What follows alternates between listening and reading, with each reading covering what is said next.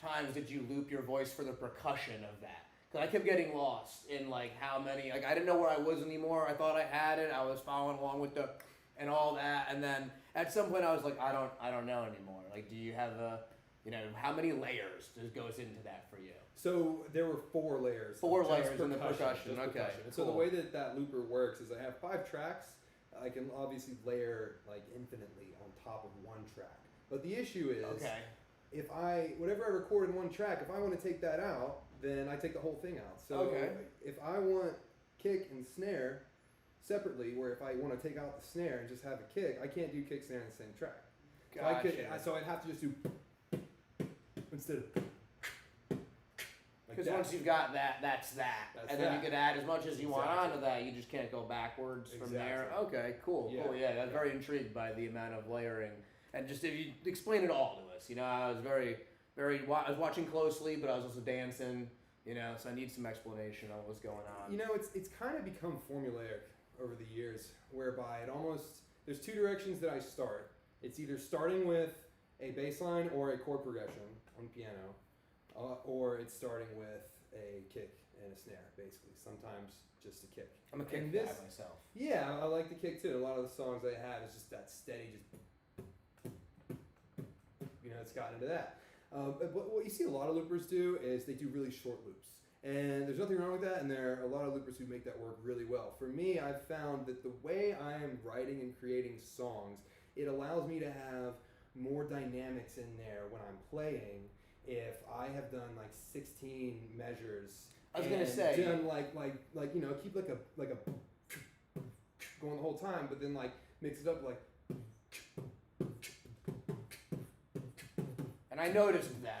That when you were doing it, that it sounded like 32s or 16s, because you'd be listening, and then eventually you'd hear like a tss, or like a note that was different. You're like, wait, syncopated. How long has he been doing? How long is this loop? It's clearly not just 4 measures over and over again. But what makes that challenging is the longer. It's easy to just go one time and it loops. The more you add, the more chances you have to make a mistake. And the thing about looping, and when you're playing and you're not looping the actual segment, you can hit a sour note. You can be slightly off. But once you hit record on that and then you're looping that segment, you have to be spot on. Because someone, even if your ear isn't trained to hear a mistake like that, we're not all Beethoven. If it happens, exactly. If it happens every time, then you might be more inclined to notice it. Yeah. So it's interesting. There's actually like an undo redo function on that, and so it's really quick. Like if I make a mistake, I have to really quickly ask myself, is that too noticeable? Can you cover that up? And if the answer is no, then it's a really quick undo, click, undo, redo. And then it just erases that thing, and then I'll just keep playing or doing what I was doing, but then on the next cycle, that's when I have to do it again. That doesn't sound easy to pull off and be thinking about, like, okay, so I already messed that up the first time, so now the second time, but with all this extra, you gotta be that first take. Yeah. First take. And if you heard that oh, I heard that. So I heard that in my soul. Where that really came from, and I forgot to mention this earlier.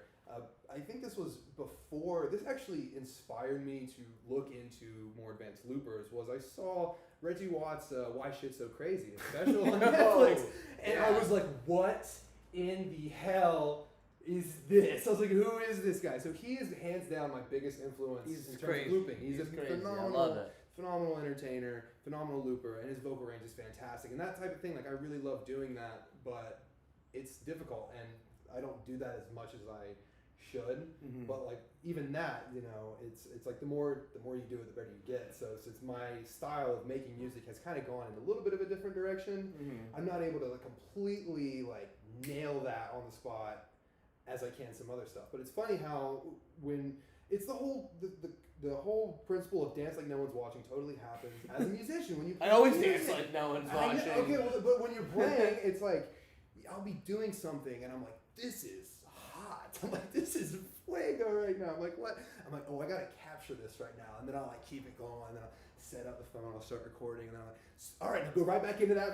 Go right back into that. And then it's like you can't do it. And so where'd it go? I'm always making jokes after the fact that I wish I had, in the moment. Yeah, and it sounds like it's the musical version of that. Yeah. And that's the way it goes. And Reggie actually, I've heard him say before that sometimes he'll be performing and he like gets so into what he's doing that he forgets that he's performing, and then he'll like have this moment of realization where he looks up and he's like, oh yeah, I'm on stage making music. And like that level of presence is really where I strive to be, and I think it's where every artist should strive to be. You're in the zone. You're in the zone. You're out of your body. You know, you're just doing your thing. And so my songs I didn't really have songs. I would just get up there and beatbox, and I would do like a guitar to bass effect and go like do do do do do do. You know, I'd do like I could listen to that for hours though, so you're good. And then, it would work, and I would do it like at house parties occasionally, like open mics and stuff, and my tight friend group would come and support, and then I would do the harmonica boxing thing. It was niche, and the way that it is now, I've been doing it for 6 years. I've been using the looper for 6 years, so it's fairly tight now.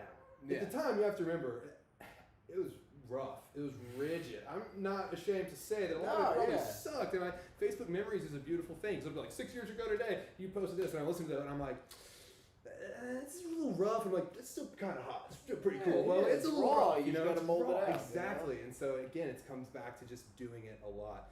And over time, once I got used to the layout of that piece of equipment, I started to write more songs. Mm-hmm. And it would be a combination of, I would like have beats, so I can save beats in there. I would have beats, and then I would, on a separate occasion, write a verse or 2 lines even. Okay. Cool wordplay, and I'm like, that's cool wordplay. Maybe I can finish out that verse, or that's a hook. Make a few verses, and I'm like, oh my god! I'm like this right here, these 2 verses. I bet if I put them on that beat, it'd go really well together. So that's how a lot of early on the songs formed, Yeah. And then as I started to practice vocals, I could do vocal harmonies and stuff, and so I would kind of write some songs.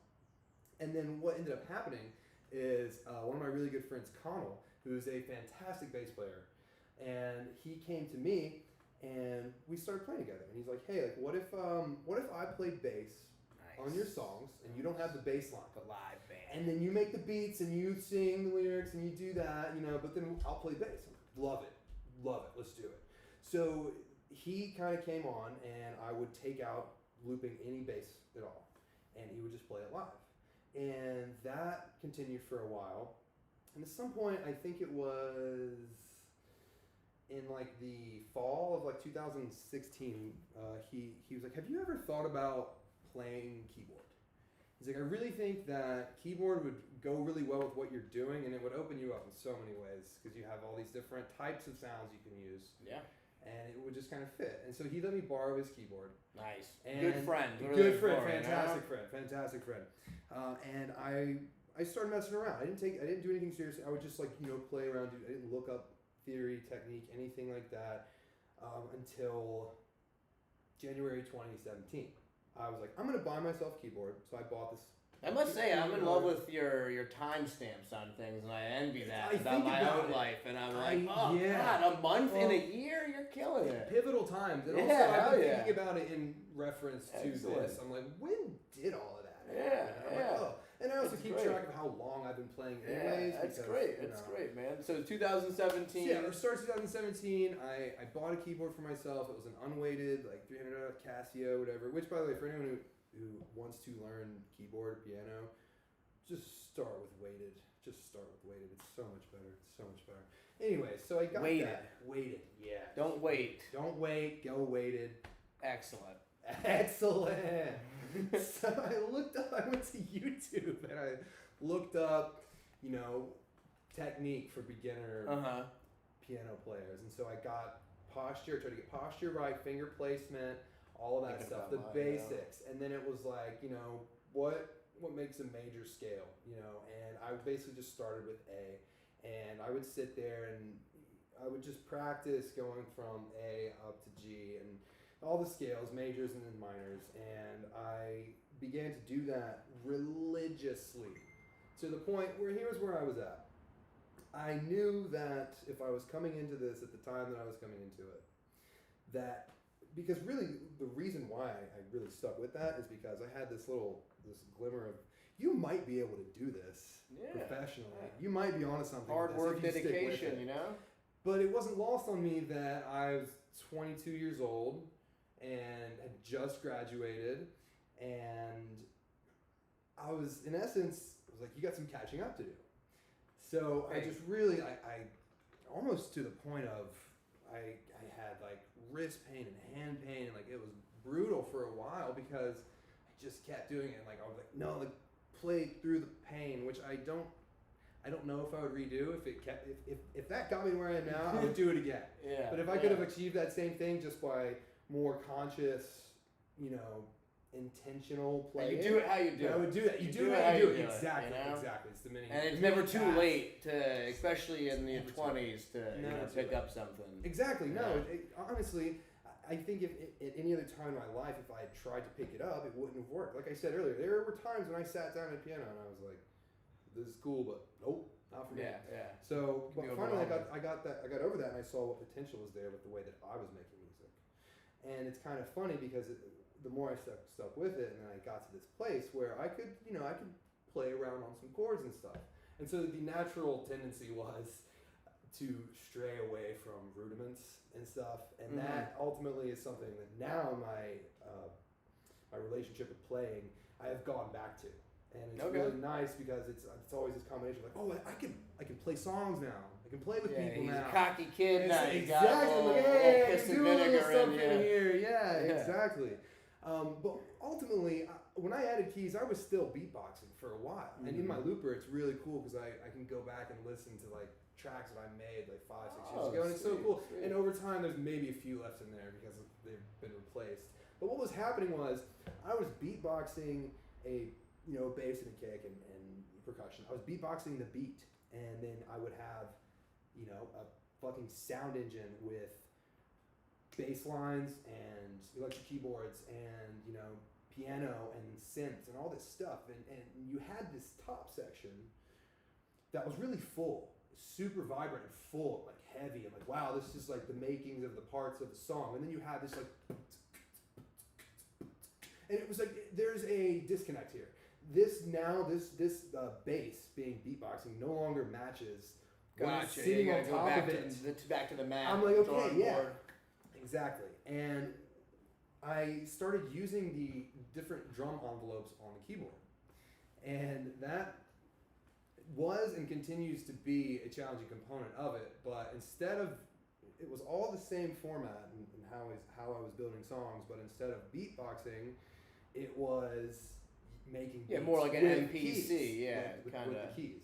And so what that ended up progressing and evolving into was this. Awesome.